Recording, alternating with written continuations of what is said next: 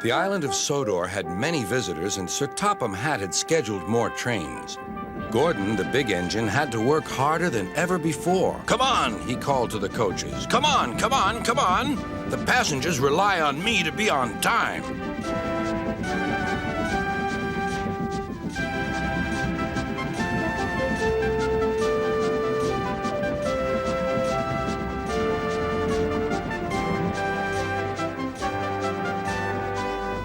Whenever Gordon finished one journey, it was time for another to begin.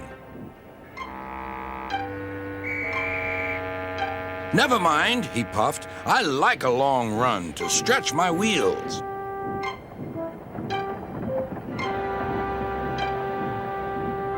Even so, Sir Topham Hatt decided that Gordon needed a rest. "James shall do your work," he said kindly. James was delighted. He liked to show off his smart red paint and was determined to be as fast as Gordon.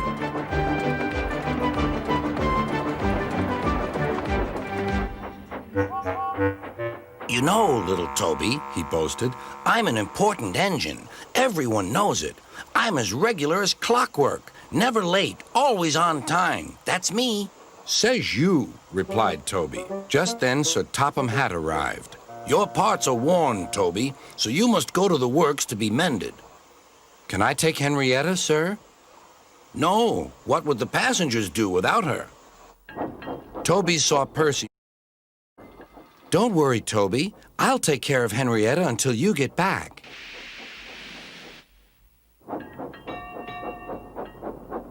Soon Toby was out on the main line. He clanked as he trundled along. He's a little engine with small wheels. His tanks don't hold much water. He had come a long way and began to feel thirsty. In the distance was a signal. "Good," he thought. "There's a station ahead. I can have a nice drink and a rest until James has passed." Toby was enjoying his drink when the signalman came up. He had never seen Toby before. Toby's driver tried to explain, but the new signalman wouldn't listen. "We must clear the line for James with the express. You'll have to get more water at the next station."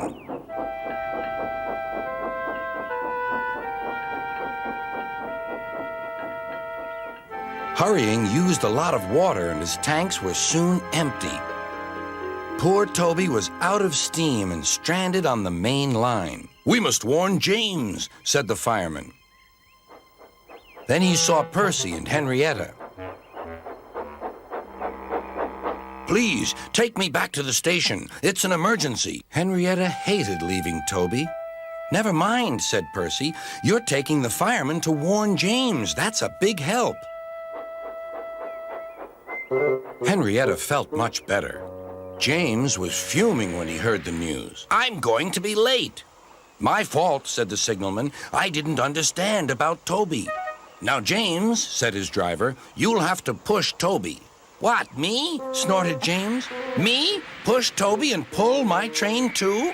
Grumbling dreadfully, James set off to find Toby.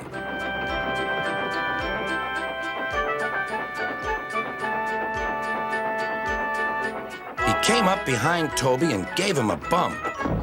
"Get on, you!"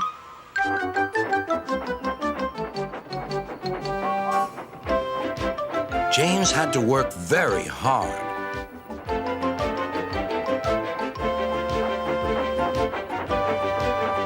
When he reached the workstation, he felt exhausted. Some children were on the platform. "Coo! The express is late, and it's got 2 engines. I think James couldn't pull it on his own, so Toby had to help him." "Never mind, James," whispered Toby. "They're only joking." "Huh," said James. Toby just smiled.